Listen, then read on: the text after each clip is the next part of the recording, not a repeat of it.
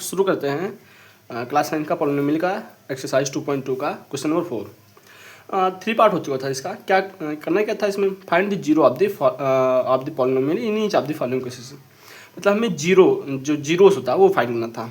तो कैसे निकालते थे हम इसको, तो क्या करेंगे यहाँ से पी ऑफ एक्स जो है हम इसको इक्वल टू जीरो कर देंगे। पी ऑफ एक्स हमारा क्या है 3x माइनस का 2, तो 3x माइनस का 2 इक्वल टू जीरो हो जाएगा, यानी कि 3x इक्वल क्या जाएगा माइनस का 2 उधर जाएगा तो प्लस का 2 हो जाएगा, यानी कि x इक्वल टू जाएगा 3 इधर मल्टीप्लाई में है, मतलब 3x लिखो या 3 इंटू एक्स लिखो, बात एक ही होती है।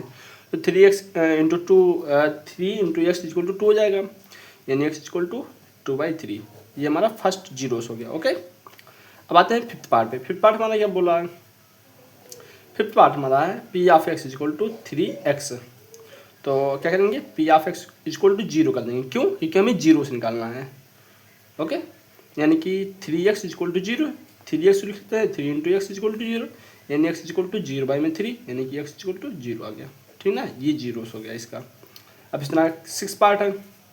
6 पार्ट में क्या बोला गया है, P of x equal to ax, जहाँ पे a not equal to zero है।